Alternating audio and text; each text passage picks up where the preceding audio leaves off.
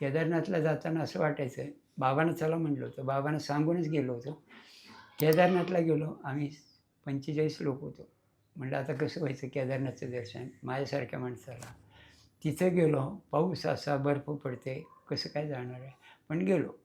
तिथे गेल्यानंतर फक्त बाबांना म्हटलं, "बाबा आता पाऊस असा आहे, बर्फ पडायला लागले, कसं काय करायचं?" बाहेर आलं का पाऊस बंद. असं केदारनाथचं जाईल. मग गेलो वरती, लाईन खूप लागलेली होती. म्हटलं आता एवढ्या लाईनमध्ये आपण जायचं कसं काय?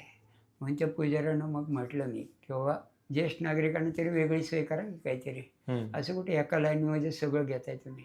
ज्येष्ठ तर म्हणलं, "आमचं काही हातात नाही, पोलिसांना सांगा, दरोगा को बोलो." मग त्या पोलिसाकडे गेलो आणि त्या इन्स्पेक्टरला सांगायला लागलो, की "बाबा असं ज्येष्ठ नागरिकांची, अपंगांची, महिलांची अशी वेगळ्या-वेगळ्या लाईन करायला पाहिजे. एका लाईनमध्ये सगळे तुम्ही घेताय, बरोबर नाही." तो मला म्हणला, "हमारे साहब को बोल दो." म्हणजे नंबर बोललो. मग त्या साहेबांना फोन लावला.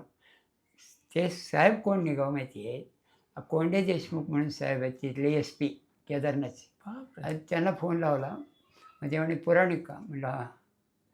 "तुम्ही पुण्यातून आला का?" म्हटलं, "हो." फक्त मी आधी जयशंकर म्हणलं होतं. जयशंकरवरनं त्यांनी एवढं मला ओळख दिली. "पुण्यातून आला का?" म्हटलं, "हो." "मला ओळखलं का?" म्हटलं, "नाही." "मी कोंडे देशमुख. मी कात्रजला राहत होतो. मी IPSची परीक्षा दिली. आता मी इथे आहे," म्हटलं, "केदारनाथला एस-पी म्हणून आहे. मी करतो व्यवस्था. तुम्ही तिथंच थांबा." त्याले 2 इन्स्पेक्टर आले. आम्हाला दर्शन इतकं व्यवस्थित झालं सगळ्यांना. इतकं छान वाटलं. आणि ते कोंडे देशमुख कसे, मग त्यांची ओळख कशी, तर मी विश्वेश्वर बँकेत असताना ते महर्षीनगरला त्याचे वडील PSI होते आणि त्यांचा तो मुलगा.